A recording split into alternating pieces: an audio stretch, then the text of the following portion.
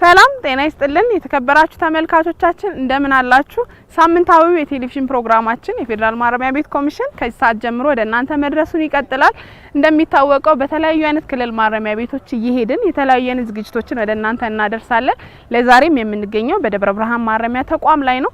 የተቋሙን የስራ እንቅስቃሴ በተቋሙ የስራ እንቅስቃሴ ውስጥ ደግሞ ስለሚሳተፉ የህግ ታራሚዎች የስራ እንቅስቃሴም እንዲሁ ጎብኝተናል። ለእናንተም እናደርሳለን። ተቀዳሚ አድርገን ወደ እናንተ የምናደርሰው ሰሞኑን የፌደራል ማረሚያ ቤት ኮሚሽን ምን ሂደቶችን ምን ክንውኖችን አሳለፈ የሚለው መረጃዎች ተዘጋጅተው እየጠበቁ ነው። ተከታትለን እንመለስ። ሰላም ጤና ይስጥልኝ ውድ ተመልካቾቻችን እንደሰነበታችሁ። የሳምንቱን የማረሚያ መረጃዎች እየቀርብ ያለው ከመረጃዎቹ ጋር ዋና አሳጂን አባ መሐመድ ነኝ። አብራችሁን ቆዩ። በስነ ምግባር የታነጸ ለራሱ ለሀገሩ ብሎም ለተቋሙ ታማኝ የሆነ የማረሚያ ፖሊስ አመራርና አባል ማፍራት እንደሚገባ ተነገረ። ይህ የተነገረው የፌዴራል ማረሚያ ቤት ኮሚሽን የ2018 በጀት ዓመት የ6 ወራት እቅድ አፈጻጸሙን በገመገመበት ወቅት ነው። የእቅድ አፈጻጸም ግምገማ መድረኩን የመሩት የፌዴራል ማረሚያ ቤት ኮሚሽን ኮሚሽነር ጄኔራል ዮኑስ ሙሉ እንደተናገሩት በፌዴራል ማረሚያ ቤት ኮሚሽን ባለፉት 6 ወራት የሚታዩና የሚጨበጡ ውጤታማ ስራዎች መሰራታቸውን አስታውሰው በቀጣይ 6 ወራትም የኮሚሽኑን እቅድ መሰረት በማድረግ በቴክኖሎጂ በታገዘ አግባብ በምስራቅ አፍሪካ ሞዴል የሆነ ተቋም ለመገንባት በስነ ምግባር የታነጸ ለራሱ ለሀገሩም ብሎም ለተቋሙ ታማኝ የሆነ የማረሚያ ፖሊስ አመራርና አባል በማፍራት ረገድ ከላይ እስከ ታች ያለው የማረሚያ መዋቅር ቡድናዊ ስሜት በመፍጠር ውጤታማ ስራ መስራት እንደሚጠበቅበት አሳስበዋል። ያለፉት 6 ወራት እቅድ አፈጻጸም ሪፖርት ያቀረቡት የፌዴራል ማረሚያ ቤት ኮሚሽን ስትራቴጂ ጉዳዮች ስራ አስፈጻሚ አቶ ቴዎድሮስ ወንድሙ ኮሚሽኑ በፍርድ ቤት ትዕዛዝ መሰረት ወደ ማረፊያና ማረሚያ ቤት የሚላኩ የቀጠሮ እስረኞችና የህግ ታራሚዎች በመቀበል የተጠናከረ የጥበቃና ደህንነት የመሰረታዊ ፍላጎት አቅርቦት የማረሚያነት ተሃድሶ ልማት አገልግሎት በመስጠት ታራሚዎች የወንጀል አስከፊነትን ተረድተው አምራችና ህግ አክባሪ ዜጎች እንዲሆኑ በትኩረት እየተሰራ እንደሚገኝ አንስተዋል። የቴክኖሎጂ አጠቃቀሙ በማሳደግ የተቋሙን የጥበቃና ደህንነትና አገልግሎት አሰጣጥ ማዘመን፣ ወደ ማረሚያ ቤት እንዳይገቡ የተከለከሉ ነገሮችን መቆጣጠርና ማረሚያ ቤቶችን የትምህርትና የምርት ማዕከል ማድረግ በቀጣይ 6 ወራት የሚሰሩ የትኩረት አቅጣጫ ሆነው ተቀምጠዋል። በቀረበው የ6 ወራት እቅድ አፈጻጸም ሪፖርት ላይ ከተሳታፊዎች ለቀረበው አስተያየትና ጥያቄዎችም ከመድረኩ ምላሽና ማብራሪያ ተሰጥቷል። ዓለም አቀፍ የቀይ መስቀል ኮሚቴ በፌዴራል ማረሚያ ቤት ኮሚሽን በቀጠሮ ማረፊያ ማዕከል ያለውን የእስረኞች ሰብአዊ መብት አያያዝ ምልከታ አካሄደ። የዓለም አቀፍ ቀይ መስቀል ኮሚቴ ዋና ዳይሬክተር ፒሪ ክራህን ፑሁል የተመራው ልዑክ በቀጠሮ እስረኞች የሰብአዊ መብት አያያዝ የጥበቃና ደህንነት እንዲሁም እያገኙ ያሉት መሰረታዊ ፍላጎትን በተመለከተ በቀጠሮ ማረፊያ ማዕከል ተገኝተው ምልከታ አካሂደዋል። በጉብኝቱ ላይ ተገኝተው ልዑካን ቡድኑን ተቀብለው ያነጋገሩት የፌዴራል ማረሚያ ቤት ኮሚሽን ኮሚሽነር ጄኔራል እንደገለጹት ቀደም ሲል በማረሚያ ቤት ውስጥ ገብቶ ታራሚዎችን ለመጎብኘት ቀርቶ ለመግባት ማሰብ እንደማይቻል የቅርብ ጊዜ ትዝታ መሆኑን በማንሳት አሁን ላይ ግን ታሪክ መቀየሩን አመላክተዋል።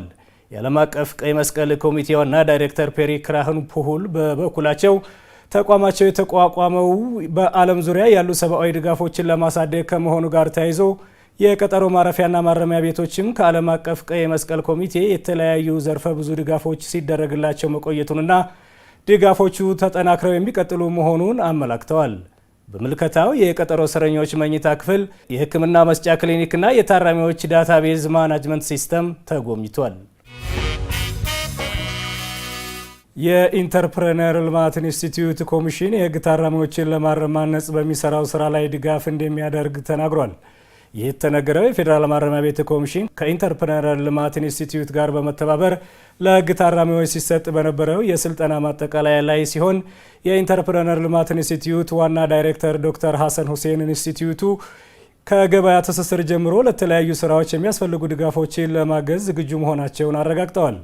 የፌዴራል ማረሚያ ቤት ኮሚሽን ኮሚሽነር ጄኔራል ዮኑስ ሙሉ በበኩላቸው የኢንተርፕረነር ልማት ኢንስቲትዩት ኮሚሽኑ የህግ ታራሚዎችን ለማረም ማነጽ በትኩረት በሚሰራው ስራ ላደረገው ከፍተኛ ድጋፍ ምስጋናቸውን በማቅረብ ከኢንተርፕረነር ልማት ኢንስቲትዩት ጋር ያለው ግንኙነት ይበልጥ በማጠናከርም በሁሉም የማዕከላት ለሚገኙ የህግ ታራሚዎችና የቀጠሮ እስረኞች ስልጠናውን ተደራሽ ማድረግ እንደሚገባም ተናግረዋል። የፌዴራል ማረሚያ ቤት ኮሚሽን የማረም ማነጽና ተሃድሶ ልማት ዘርፍ ምክትል ኮሚሽነር ሉባባ ጀማል በበኩላቸው ኢንተርፕረነር ልማት ኢንስቲትዩት የህግ ታራሚዎችን ማረምና ማነጽ በአንድ ወገን ብቻ የሚሰራ ስራ ለመሆኑን በመገንዘብና ያለውን ሀገራዊ ፋይዳ ከግንዛቤ በማስገባት የሰጠው ስልጠና የህግ ታራሚዎች በተሰማሩባቸው የሙያ መስኮች እንዴት ስኬታማ መሆን እንደሚችሉና ወደ ተግባር መቀየር እንደሚገባቸው አበርክቶ የላቀ ነው ብለዋል። በስራ ፈጠራና የልቦና ውቅር ላይ ትኩረቱን ያደረገው ስልጠናው በከፍተኛ ጥበቃ ማረሚያ ማዕከል በ6 ኢንተርፕራይዝ ዘርፎች ለተደራጁና የቴክኒክና ሙያ ስልጠና እየወሰዱ ለሚገኙ 234 የህግ ታራሚዎች እንዲሁም በሴቶች ማረፊያና ማረሚያ ማዕከል በ5 ኢንተርፕራይዝ ዘርፎች ለተደራጁ 150 የሴት የህግ ታራሚዎች የተሰጠ ነው። የማረሚያ ፖሊስ አባላት የደንብ ልብስ በሀገራችን ኢንዱስትሪዎች በጥራት መዘጋጀቱ አድናቆታቸው የላቀ መሆኑን የክልል ማረሚያ ቤት ኮሚሽነሮች ተናግረዋል። የፌዴራልና የክልል ማረሚያ ቤት ኮሚሽን ኮሚሽነሮች በአዳማ ኢንዱስትሪያል ፓርክ እየተዘጋጀ የሚገኘውን የማረሚያ ፖሊስ የደንብ ልብስ ያለበትን ደረጃ ጎብኝተዋል። በጉብኝቱ ላይ ከተሳተፉት መካከል የሶማሌ ክልል ማረሚያ ቤት ኮሚሽን ኮሚሽነር በሽር አህመድ የማረሚያ ፖሊስ አባላት የደንብ ልብስ በወቅቱ ባለመድረሱ ሲፈጠር የነበረውን ቅሬታ ተፈቶላቸው በ45 ቀናት ውስጥ እንደሚረከቡ እንደሚደረግ ከኢንዱስትሪ ፓርኩ አመራሮች በመገለጹ ከፍተኛ ደስታ እንደተሰማቸው ተናግረዋል። የደቡብ ኢትዮጵያ ክልል ማረሚያ ቤት ኮሚሽን ኮሚሽነር ብርቱካን መንግስቱ በበኩላቸው የማረሚያ ፖሊስ አባላት የደንብ ልብስን በፀሐይና በብርድ ቀንና ሌሊት ስለሚጠቀሙበት በአገልግሎት ብዛት እያለቀ በመሆኑ የቅሬታ ምንጭ ሆኖ መቆየቱን ገልጸው ይህ ችግር በቅርብ እንደሚፈታም አንስተዋል። ኢትዮ ቴሌኮም ለሴቶች ማረፊያና ማረሚያ ማዕከል የትምህርት ቁሳቁስ ድጋፍ አደረገ። በርክክብ ስነ ስርዓቱ ላይ የተገኙት የአቃቂ ቃሊቲ ክፍለ ከተማ ትምህርት ጽህፈት ቤት ኃላፊ የሆኑት አቶ ከበደ ድሪባ እንደገለጹት የትምህርት ጥራትን ለማረጋገጥ ትምህርት ቤቶች በትምህርት ቁሳቁስ መሟላት እንዳለባቸው አንስተው በዚህም የተሟላ የትምህርት ግብዓት ሲኖር ደግሞ የተሻለ ውጤት ማስመዝገብ ይቻላል ብለዋል። የማረሚያ ማዕከሉ ትምህርት ቤት ርዕሰ መምህር የተከበሩ አቶ ሳምሶን ወንድሜነህ በበኩላቸው ኢትዮ ቴሌኮም የህግ ታራሚዎችን የሚማሩበትን ትምህርት ቤት መደገፍ ማህበራዊ ኃላፊነቱን ከመወጣት አንጻር ትልቅ ስራ ነው ብለዋል። የኢትዮ ቴሌኮም የደቡብ አዲስ አበባ ዞን ኦፕሬሽናል ዳይሬክተር አቶ አብርሃም ታደሰ እንዳሉት ኢትዮ ቴሌኮም በአፍሪካ ትልቁ የቴሌኮም ኦፕሬተር ሆኖ እየሰራ ያለ ተቋም መሆኑን ገልጸው የተለያዩ ማህበራዊ ኃላፊነቱን ከመወጣት አንጻር ለሴት የህግ ታራሚዎች አገልግሎት የሚውል ከ4800 በላይ ደብተር ለትምህርት ቤቱ ድጋፍ ማድረጉን አንስተዋል። ተመልካቾቻችን የሳምንቱ የማረሚያ መረጃዎች እስካሁኑን ይመስሉ ነበር። ቀሪ የማረሚያ ዝግጅቶች ይቀጥላሉ። መልካም ጊዜ።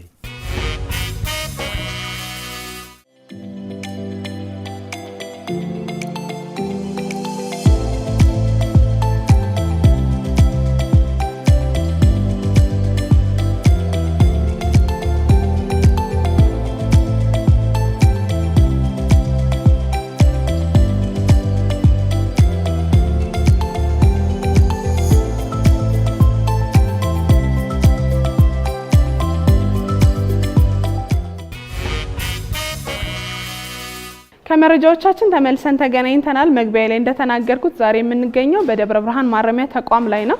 ተቋሙ ላይ ያሉ የህግ ታራሚዎች እንግዲህ የተለያዩ አይነት ስልጠናዎችን እየሰለጠኑ ይገኛሉ። የህግ ታራሚዎቹ ተግባር ላይም ውለው እንግዲህ ምርቶቻቸውንም እያመረቱ ይገኛሉ። እኛ እዚህ ተገኝተን ፕሮግራሙን በሰፊው አዘጋጅተናል። ለእናንተም በዚህ መልኩ አቅርበናል። ተከታተሉን ዘንድ ጋበዝናችሁ።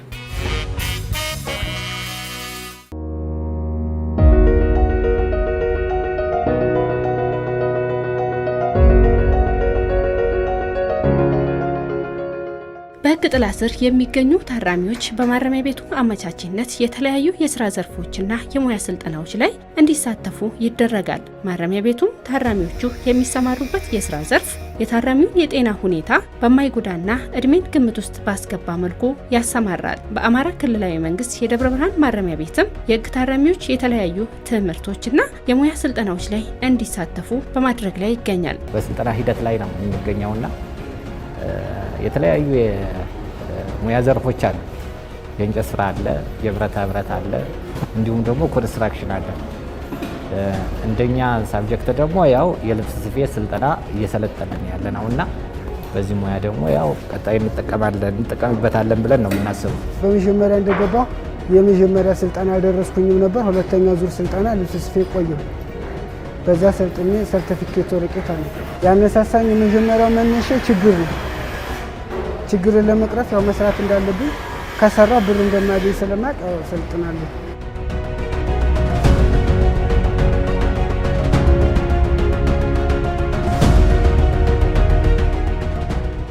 የግብርና ስልጠና በሁለት አይነት ስልጠና ሰልጥኛለሁ።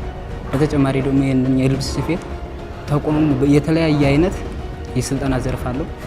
ኮንስትራክሽን አለ፣ እንጨት ስራ አለ፣ ብየዳ አለ፣ የግብርና እንዲሁም ልብስ ስፌት አለና ከነዚያ ሁሉ በቃ ቢያንስ ከዚህ ስወጣ አላማ አድርጌ ሰራውልኝ ብዬ ያሰብኩትን በአማራጭ አድርጌ ወደዚህ ስራ እንድቀላቀል ሆነ። ወደዚህ ወደ ልብስ ስፌት ስልጠና የመጣሁት ያው አንደኛ ይጠቅመኛል ብዬ ነው። ምክንያቱም እኔም ራሴ እጠቀማለሁ፣ ቤተሰቦችንም ብሎም ደግሞ እንደ አካባቢ በርካታ ማህበረሰቦችን እጠቅማለሁ የሚል ሀሳብ ስላለኝ ነው። አሁን ላይ ያሉን ሰልጣኞች 38 ሰልጣኞች አሉ። ጧቱም ከሰዓትም ነው የሚሰለጥኑት። ያው አንዳንድ የኢንስታሌሽን ችግር ሲያጋጥመን ካልሆነ በስተቀር ሙሉ ቀን ነው ስልጠናው እየተሰጠ ያለው ማለት ነው። በአናጺነትና በግንበኝነት ሙያዎችን እንሰጣለን። በግንበኝነት ማንኛውም የግንባታ ስራዎች፣ በአናጺነት ደግሞ ከቅየሳ ጀምሮ እስከ መጨረሻው እስከ ቆርቆሮ ስራ ያሉትን ማንኛውንም በህንፃ ስራ ዘርፍ ያሉትን ሙያዎች በቲዎሪ በተግባር እናሰለጥናለን። እነዚህ ስልጠናዎች በሙሉ ታራሚዎቹ በፍላጎት የሚሰለጥኗቸው ናቸው። ፍላጎትን መሰረት አድርገው ይጠቅመኛል የሚለውን የሙያ ዘርፍ ይዞ እንዲሰለጥን እናደርጋለን። በእያንዳንዱ ዘርፍ የተማሩ ማሰልጠን የሚችሉ ባለሙያዎችን ተቋሙ ቀጥሮ ከነ ማቴሪያሎቹ ማሰልጠኛ ግብአቶቹ የማሰልጠኛ ደረጃችን የምዘና ማዕከል እስከመሆን ድረስ እውቅና ነው። ምዘና እስከመስጠት በትምህርትና ጥራት ተመዝኖ ስልጠናው መስጠት የሚያስችልና ሰልጣኞች ተመዝነው እንዲወጡ በሚያስችል መንገድ የተደራጀ ነው። መደበኛ ትምህርት ላይ እስከ 12ኛ ክፍል ድረስ ስልጠና እንሰጣለን። ከዚያ ባለፈ እንግዲህ ከ12ኛ ክፍል በላይ የሆኑትን እንደየ ሙያ ዝንባሌያቸው በአራት በአምስት ዘርፍ ስልጠናዎችን እንሰጣለን። በብረታ ብረት፣ በእንጨት ስራ፣ በእደ ጥበብ፣ በግብርና ሙያ። ከነዚህ እንግዲህ እያንዳንዱ ላይ ስልጠና እየሰጠን ውጤታማም እያደረግን ያለንበት ሁኔታ ነው ያለው። ይህን ተከትሎ በአብዛኛው ታራሚ በተሰጠው ትምህርት በተሰጠው ስልጠና ራሱንም እየደጎመ ቤተሰቡንም እየደጎመ ለብቻው አምራች እየሆነ ያለበት ሁኔታ ነው ያለው። ከዚህም ተፈቶ ሲወጣም በራሱ የመንቀሳቀስ ሌሎችም የስራ እድል ፈጠራ ጋር ተያይዞ ከፍተኛ አስተዋጽኦ እያደረግን ያለንበት ሁኔታ ነው ያለው። ታራሚዎች ብቁ ናቸው የሚባለው ለ6 ወር ነው የምናሰለጥናቸው። 2 ወር ከምናምኑን ያው ቲዮሪ እንትንላለን 3 ወሩን ከምናምን ደግሞ በተግባር እናሰለጥናለን ማለት ነው። እንግዲህ ለ6 ወር ነው የሚሰጡት። በተከታታይ ለ6 ወር ስልጠናውን ይሰጣሉ ማለት ነው። ከፈርኒቸሩም ሆነ ከልብስ ስፌቱ የሳንቲሜትር ልዩነቶችንና አግባብነታቸውን ተረድቻለሁ። ሲቀጥል ደግሞ ምን ያህል ዘመን አመጣሽ መሳሪያዎችን መገልገያ መሳሪያዎችን ለይቼ አጣርቼ አውቄያለሁ። ሲቀጥል ደግሞ ለወደፊትም በዚህ እንቅስቃሴ አቅሜን እያዳበርኩ ሲሄድ ለመስራት አላማ አለኝ። ከመጀመሪያ ጀምሮ ከቲዎሪ ያለው ቲዎሪ ከተሰለጠነው በኋላ ወደ ተግባር ይገባሉ። ተግባሩም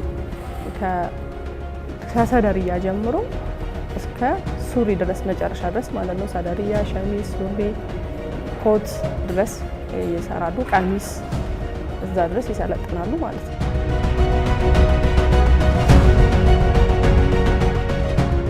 ማረሚያ ቤቱ ስልጠና ለሚወስዱ የህግ ታራሚዎች የስልጠና ቦታና ቁሳቁስ በማሟላት ታራሚዎች በተግባርና በንድፈ ሀሳብ የተደገፈ ስልጠና እንዲያገኙ ያደርጋል። ሰልጣኝ የህግ ታራሚዎችም ከማረሚያ ቤት ውጪ ባለው የስራ ዓለም ተወዳዳሪ እንዲሆኑ የብቃት ምዘናም ተፈትነው ማረጋገጫ የሚያገኙበትን ሁኔታ ያመቻቻል።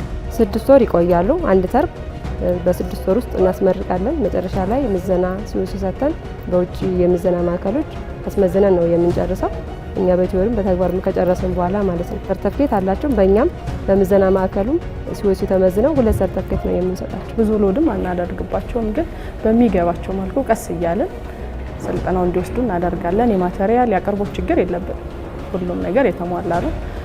ወጥተውም እንዲሰሩ እንዲሆኑ ስለሆነ ስልጠናውን 6 ወር ድረስ በደንብ በአግባቡ እንዲሰለጥኑ እናደርጋቸዋለን። በውጭ ግንባታ ነበረ የምሰራ፣ ከዛ ጣራ ስራ ሰራ ነበር።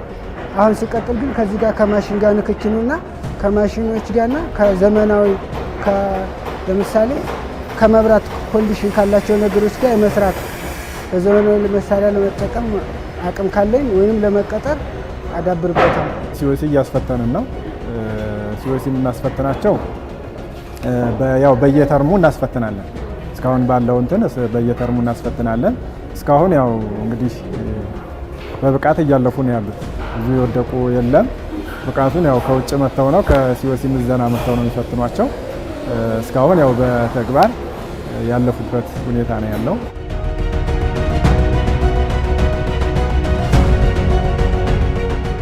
ሙያ ውስጥ ስትገቢ ሰራበታለሁ። አሁን እዚህ እንዳልኩሽ ፈልገው ነው ብዙዎቹ የሚመጡት እና ወጥተውም የሚሰሩበት ስላሉ እንደዛ እንዲሰሩበትም ነው እኛም የምንፈልገው። እዚህ ወጥተው ከማህበረሰቡ ጋር ተቀላቅለው እንዲሰሩ ነው የምናደርጋቸው። ስለዚህ ብዙ ልጆች አሉ የምናውቃቸው ውጭ ላይ የሚሰሩ ባህል ቤት ከፍተው የሚሰሩ ውጭ ላይ ደግሞ በትንሽ በረንዳ ላይ ቁጭ ብለው የሚሰሩም ልጆች አሉ። እንደዛ እንዲሆኑ ነው የምናደርገው። በማረሚያ ቆይታቸው እንጨት ስራ፣ ልብስ ቤት፣ ኮንስትራክሽን፣ እደ ጥበቦችን ጨምሮ እነኚህ ለ6 ወር የሚሰጡ ስልጠናዎች ናቸው። በአንድ ዘርፍ 6 ወር ይሰለጥናሉ።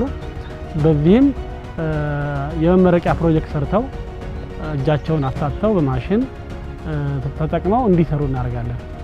በእያንዳንዱ ዘርፍ ላይ የምዘና አገር አቀፍ የምዘና መድረኮችን ወስደው ኳሊፋይ መሆናቸውን የሚያስችል ሰርቲፊኬት እንሰጣለን። የሚመዝነውም የአማራ ክልል የምዘና አገልግሎት ኤጀንሲ ዋለ፣ እሱ ይፈትናቸዋል። ከውጭ መጥቶ ተፈትነው ያን ሰርቲፊኬት ሲወጡ እንዲጠቀሙበት በሚያስችል መንገድ አዘጋጅተን እንሰጣቸዋለን እና እነኚህን ዘርፎችን አዘጋጅቷል። ከዚህ በተጓዳኝ ደግሞ የሸማኔዎች እርስ በርስ ስልጠና አለ። ባህላዊ የሆነ ሸማኔዎቹ ረጅም ጊዜ የሚቆዩ ታራሚዎች ቁጭ ብለው ከሚቀመጡ አንድ የገቢ ምንጭ ፈጥረው አምርተው ለወራት ቤታቸውና ለሚያስፈልጉ ግብአቶች እንዲጠቀሙበት የሚያስችል አልፎም ልጆቻቸውን ውጭ ድረስ የሚያስተምሩበት ደረጃ የደረሱ ሽመና የሚሰሩ ታራሚዎች አሉ። ከውጭ ጋር ወጥተው እንዲወዳደሩ ከተፈለገ እኩል ተወዳዳሪ እንዲሆኑ ከተፈለገ በሙያ ምዘናው ማለፍ መቻል አለባቸው። ስልጠናውም የሚሰጠው መጀመሪያ ለዚህ ደረጃ እንዲበቁ ነው። ስለዚህ ይህን ከጨረሱ በኋላ ሙያው ምዘናውን እንሰጣለን። እስካሁን ድረስ አንዱ የሁለት ነው እንግዲህ ከ2015 ጀምሮ ነው ስልጠናው መስጠት ጀምረው በየአመቱ 2 ጊዜ እንሰጣለን። ሲኦሲ በሁሉም ዘርፍ ማለት ነው። በሁሉም ዘርፍ እንሰጣለን። ከግብርናው ውጭ በአራቱ ዘርፍ እንሰጣለን። ሲኦሲውን በአብዛኛው እያለፉ ያሉበት ሁኔታ ነው ያለው። ሰርቲፊኬቱን የሙያ ምዘናዎች ማረጋገጫ እየላከልን ይዘውም እየወጡ እየተወዳደሩ ብቁ የሆኑ ታራሚዎችም አሉ። በዚያም ደግሞ ስልጠናውን የቀጠሉበት አሉ። ወጣቶች ሲሆኑ ውጭ ላይ ሄደው ያንን አያይዘው ወደሚቀጥለው ስልጠና እየገቡ ያሉበት ሁኔታ አለና ሰፊ ስራ ሰርተናል እዚህ ላይ።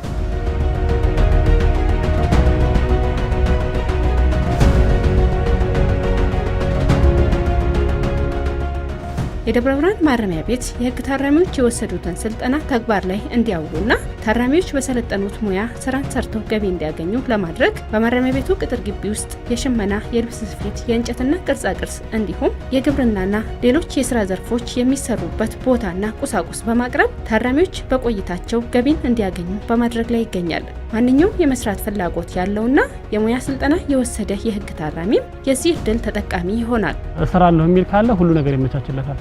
ቦታ እንሰጠዋለን፣ የመስሪያ ቦታ። በዛ መስሪያ ቦታ ላይ የማሽን አገልግሎት እንሰጣለን። እሱ ማሽን ገዝቶ ምናምን መስራት የማይችል ከፍተኛ ካፒታል የሚፈልግ ስለሆነ በተቋሙ ማሽን እየተጠቀመ ማምረት ይችላል። በተቋሙ ማሽን እየተጠቀመ አምርቶ የሚሸጡ አሉ። በዚህ ዘርፍ በየጊዜው እየተፈቱ ወጡ እንጂ ጥሩ ምርት የሚያመርቱ የህግ ታራሚዎች አሉ። ከረንትሊ ካሁን ከ5 በላይ የህግ ታራሚዎች ቅርጻ ቅርጽ በመስራት በማምረት የሚሰሩ አሉ። አሁን ከአንደኛ እስከ 12ኛ ክፍል እንግዲህ ከ300 ታራሚ በላይ እያስተማርን ያለንበት ሁኔታ ነው ያለው። ከአንደኛ ክፍል እስከ 12ኛ መደበኛ ያልሆነውን ሳይጨምር ማለት ነው። ከዚህ ውጭ ያለው ደግሞ በሙያ ስልጠና የተሰማራ ነው። በሙያ ስልጠና ተሰማርቶ ሌላው ደግሞ እንደዚሁ የሙያ ስልጠናውን ወስዶ በግሉ የሚሰራ ነው አብዛኛው ማለት ነው። ማረሚያ ቤት ውስጥ ቁጭ ብሎ የሚቀመጥ በሌላ ጊዜ የሚያሳልፍ ታራሚ የለም። ስልጠናውን የሚወሰደው በራሱ ይሰራል። ስልጠናውን የሚያልወሰደው ደግሞ በስልጠና ሂደት ጊዜውን ያሳልፋል ማለት ነው። ታራሚዎችን በስራ ላይ እንዲሳተፉ ማድረግ በቆይታቸው የስራ ባህልን እንዲያዳብሩ ከሚያመርቱት ምርት ገቢን እንዲያገኙና ከእርምት በኋላ በሚኖራቸው ህይወት ስራ ፈጣሪ እንዲሆኑ ማድረግን ዓላማ ያደረገ ነው። የደብረ ብርሃን ማረሚያ ቤት ይህንን ዓላማ መሰረት በማድረግ የህግ ታራሚዎች ለሚያመርቱት ምርት ግብአት የሚሆኑ ቁሳቁሶችን የሚያገኙበትንና የሚያመርቱትን ምርት ለገበያ የሚያቀርቡበትን ሁኔታ በማመቻቸት የህግ ታራሚዎቹ የሙያ ባለቤትና ምርታማ እንዲሆኑ በመስራት ላይ ይገኛል። ቢሸማ ውስጥ የምታዩቸው የሸማ ግብአቶችን በሙሉ ማረሚያ ቤት ውስጥ የሚመረቱ ናቸው። የሸማ ግብአት የምትሏቸው ወደወሪያው አጠቃላይ ያ ግብአቱ ጥቅሉ ያያችሁት እዚሁ ማረሚያ ቤት በሚገኙ የህግ ታራሚዎች ተመርቶ ወደ ስራ የሚገባ ነው። አልፎ አልፎም ፍላጎት ላላቸው ታራሚዎች ወደ ውጭ ይሸጣሉ። ይሄን ግብአት ያመርታሉ፣ ወደ ውጭ ይሸጣሉ። ባለፈው ወደ 30 ምናምን የሆኑ ምርቶችን አምርተው የውጭ ለሚፈልጉ ሰዎችም ይሸጥንበት ሂደት አለ። አንዱ ገቢ ነው። ታራሚው እያመረተ እንዲሸጥ ራሱንም እንዲጠቀም አልፎም አይድል ሆኖ ከሚቀመጥ እያመረተ እንዲሰራ የማስቻል ሂደቶች አሉ። ያጋ ሱቅ አለ፣ ከዚያ የሚያስረክብ ሰው አለ። ከአዲስ አበባ እያመጣ እዚህ ያስረክባል። ከዚህኛ ደግሞ በአክሲዮን ማለት ነው። አክሲዮን አለ። የታራሚው ባንድ 1 ሺህ ብር አዋጥቶ ባንድ ሁሉ ያቋቋመው ሱቅ አለ። በዚያ በብር እየገዛን ያ ብሩ ማምጫችን ነው፣ መረከቢያችን ነው። ከዚያ ደግሞ በብራችን ገዝተን እንምናለን። ያን ትርፉን ደግሞ በየአክሲዮኑ ይከፋፈላል ማለት ነው። ገበያ ትስስራውን በአብዛኛው ማረሚያ ቤቱ የገበያ ትስስሩ ነፃ እንዲሆን በራሱ ቦታ አመቻችቶ ከተማ ላይ እንዲሸጥ ያተደረገበት ሁኔታ ነው ያለውና በተለይ ሸማናው ጋር ውጭ ድረስ እያወጡ የተሸጠ ያለበት ሁኔታ ነው ያለው። አቅርቦቱ ጋር ተይዞ አቅርቦት በነፃነት ነው የምናቀርበው። በተለይ አሁን ከዚህ የእንጨት ስራ ምናምን የሚያቀርቡት ነገር በነፃነት በማንኛውም ሰዓት እንዲገባላቸው ነው የምናደርገው፣ ግብአቶች ማለት ነው። የሊስትሮ ቀለም ሳይቀር በፈለጉት ሰዓት ጊዜ ሳይገድበው እንዲመጣላቸው ያለምንም እንከን እንዲመጣ ነው የምናደርገው። ከሽመናው ጋር ተያይዞ አክሲዮን አላቸው ታራሚዎች። ተቋሙም ጣልቃ አይገባም። የኦዲት ስራ የአቅጣጫ የመስጠት ስራ ነው የሚሰራው። ጠቅላላ ይሄ ሽመናው ሸማኔው በአክሲዮን ተደራጅቷል። አክሲዮን ይሸጣል፣ አክሲዮን ይገዛል። ሲወጣ ትርፉን ተከፋፍሎ ነው የሚወጣው። አዲስ ገቢ ደግሞ አክሲዮኑን ገዝቶ እየገባ ያለበት ሁኔታ ነውና ራሳቸውን በራሳቸው ለራሳቸው ነው የሚያቀርቡት፣ ራሳቸው ናቸው ሀብቱን ተጠቃሚ ሆኑትና ይሄ እጅግ ውጤታማ የሆነ ስራ ገቢያቸውንም ከማሳደግ በኩል አንደኛ ግብአቱን በተመጣጣኝ ዋጋ ነው የሚከፋፈሉት በራሳቸው ስለሆነ ማለት ነው። አትራፊ የለባቸውም። ከእያንዳንዱ ላይ ምን ያክል ለአክሲዮን ይቀመጥ የሚል ምክክር እንጂ ይህን ያክል ዋጋ ተብሎ የሚቆረጥበት የለምና ሁለት ዘርፍ ነው ያለው። ሲገዙ በተመጣጣኝ ዋጋ ነው፣ ሲያተርፉ ደግሞ እዚሁ አክሲዮኑ የራሳቸው ገንዘብ ነው ማለት ነው። ሲወጡ ክፍያቸውን ይዘው የሚወጡበት አግባብ ነው ያለው።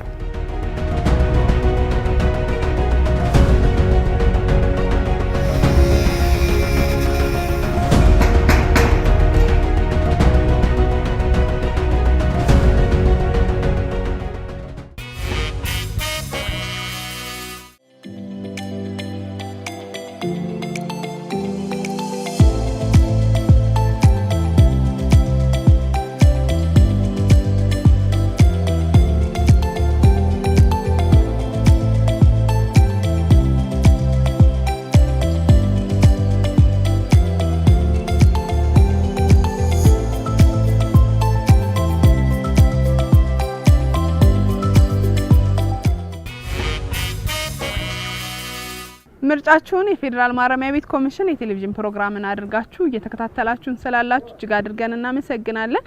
አሁን የምናልፈው በተለያዩ ክልል ማረሚያ ቤቶች እየሄድን የህግ ታራሚዎችን የርምት ጊዜ ቆይታቸውን ግለ ታሪካቸውን እንካፈላለን። ለዛሬም ከህግ ታራሚያችን ጋር ቆይታ አድርገናል። ቆይታው ምን ይመስላል? ከራሱ አንደበት ተመልክተን እንገናኛለን።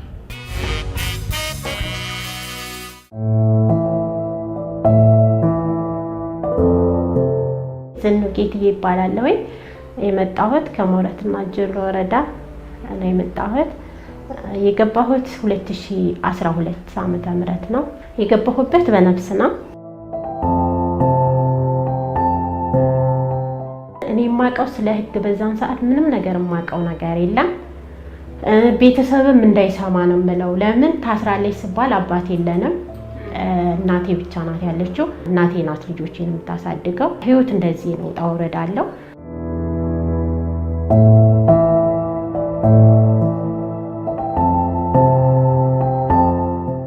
በማረሚያ ቤት ውስጥ ስኖር እስካሁን ድረስ በስራ ላይ ነው፣ ቁጭ አላልኩም። ባልትና ምን ሰራለን፣ ሸቀጣ ሸቀጥ ሁሉ ለዚህ ለሴቱ ለግቢው የተወሰነ ቢሆን እንሸጣለን። በፊት እንደው እንጀራ ሁሉ እየጋገርን ለወንዶቹ እናስረክብ ነበር። ክበብ አለ፣ ለክበብ እናስረክብ ነበር። በመሃል ላይ ረብሻዋ ትንሽ አቋረጠችብንና በዛ ምክንያት ማህበሩ ፈረሰ ማለት ነው። አሁን ዳቦ የጀመርነው አሁን በቅርብ ጊዜ ነው የጀመርነው። አንድ አመት ራሱ አንድ አመት አልሞላንም፣ እንደው 9 ወር ምናምን እንደዛ ይሆናል። አሁን ዳቦን ከጀመረ ዳቦ መንጋገረው ለማረሚያ ለታራሚዎች በዓላት ሲኖር ለነሱ ያዙናል። ማረሚያ ቤቱ በግል ያዘናል። ያው ስብሰባ ፕሮግራም ባለ ጊዜ ያዙኛል። በዛ ነው እየሰራ ያለሁት ማለት ነው። በዚህ ነው የምተዳደረው እና ትምህርትንም በጎን ለጎን ያካሄድኩ ካቋረጥኩ በጣም ብዙ ጊዜ ሆኖ የነበረ።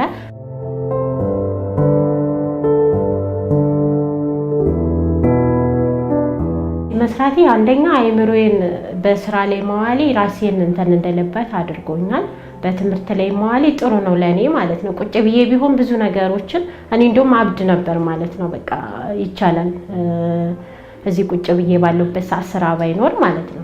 በስራዬ ላይ ግን ሳሳልፍ ብዙ ነገሮችን እረሳለሁ። ያንን እንትን በማለት ለኔ ብዙ ጥቅም ጠቅሞኛል ማለት ነው። ይሄ ስራ እጅ ስራዎች ምናምን ሰራ ነበር። ሹራብ ሰራለሁኝ። ያን ሹራብ እየሰራው ለልጆቼ ራሱ ልክ ያለው እዚህ እየሰራው ማለት ነው። እና እጅ ስራ ዘንቢሎች ምናምን ሰራ ነበር በፊት። ገበያ ስለሌለው ብቻ ብዙ ለማቅረብ በትዕዛዝ ነው። ያየ ምናልባት አንዳንዴ ሊወስድ ይችላል ብዙ ገበያ ስለሌለው እሱን ተውንና አሁን ቀጥታ ወደዚህ ወደ ስራ ገባሁኝ እንጂ እጅ ስራም በደንብ ሰራለሁ ማለት ነው።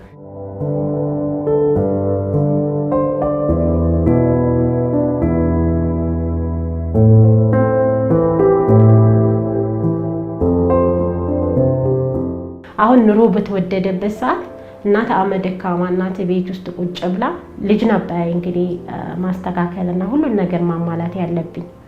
ግን ያን ሁሉ እንዳሰብኩት አይደለም። ያሰብኩት አላማዬ ይሄ አልነበረም። ከዚህ ከወጣው አማስበው አሁንም በንግድ ነው። በቃ እኔ መስራት እንፈልገው ምን ጊዜም በንግድ ነው።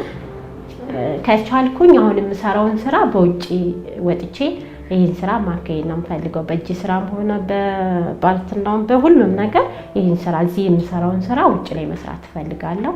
በዚህ እየሰራው ልጆችን መንከባከብና ማስተማር ነው የምፈልገው። አላማ ይሄ ነው።